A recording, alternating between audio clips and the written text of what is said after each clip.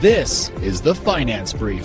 Be sure to subscribe, give us a like, share with a friend, and tap the bell so you never miss an episode.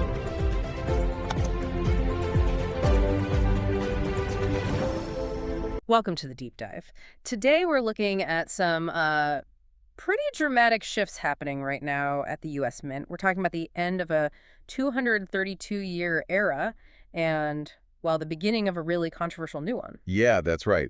Our mission today is to really break down these recent decisions. On one hand, you have the harsh economics forcing the penny out of production. And on the other, you have these very complex, very political choices that are shaping the brand new 250th anniversary coins. It's a real tension. Okay, let's unpack that. So the U.S. Mint, it was set up to do two things, basically. First, make our legal tender, the coins in your pocket. Right. And second, it runs this profitable side business making what they call numismatic products. These are collector's coins, things that actually fund themselves. No taxpayer money involved. And that dual mandate is key to understanding everything that's happening. So let's start with that economic reality, the penny. It's officially done. The Mint struck its final batch in Philadelphia just last week. It ends a production run that started all the way back in 1792. Now, it's still legal tender, but with no new ones being made, this is really the end. So what drove this? What was the final straw? It's the sheer financial absurdity of it all. The numbers are just wild. The cost to produce a single penny has climbed from about 1.4 cents to a staggering 3.69 cents. Wait, 3.69 cents to make a 1 cent coin? Exactly. A more than 260% loss on every single coin. And at the same time, cash usage has just plummeted. It's down to only 14% of payments now.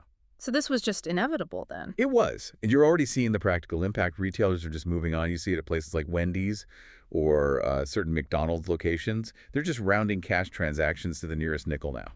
A lot like Canada did back in 2013, right? Exactly like Canada. So if we connect this to, your own personal finances, what about all that loose change most of us have in a jar somewhere? That's the real so what for you. Yeah. The median household, they estimate, had something like $60 to $90 in just dormant coins. And that money is just sitting there. It's worse than just sitting there. It's losing value. Inflation is eating away at it. To put a number on it, $100 in coins from just 2020. Well, it buys you about $20 less today. So the advice here is pretty clear. Extremely clear. Convert those coins to cash. Put it in a high-yield savings account.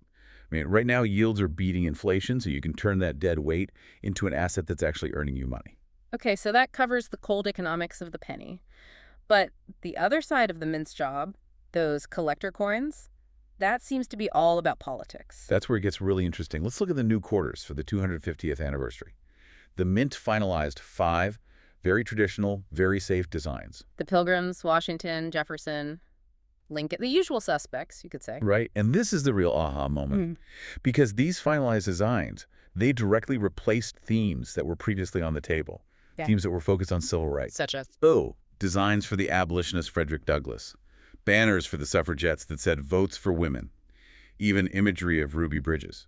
So they chose tradition over a more modern cultural dialogue. It looks that way. It suggests a strategic choice to avoid controversy and, ensure broad political buy-in for such a major program. And then shifting to the new dollar coin program for the 250th, there are even more contemporary politics at play. Yes. The Treasury is also reviewing designs that feature former President Donald Trump on both sides of a $1 coin. Potentially even including imagery from after the assassination attempt last year. It's a very pointed choice. It is. So when you look at the whole picture, the Mint is really facing this identity crisis. You have the undeniable economic reality forcing old money out. And this intense political pressure defining what our new money says about us. Yeah. It's a powerful reflection of what the country is focused on. Absolutely. And that leaves us with a final thought for you to consider.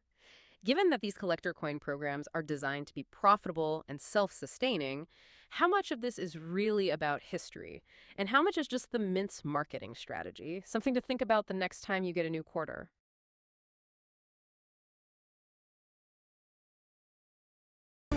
That's a wrap for today's episode. Thanks for spending your time with us. Don't forget to hit subscribe, tap the bell so you never miss a conversation, and drop a like if you enjoyed the show. We've got plenty more coming your way. Stay inspired, stay curious, and we'll catch you on the next one.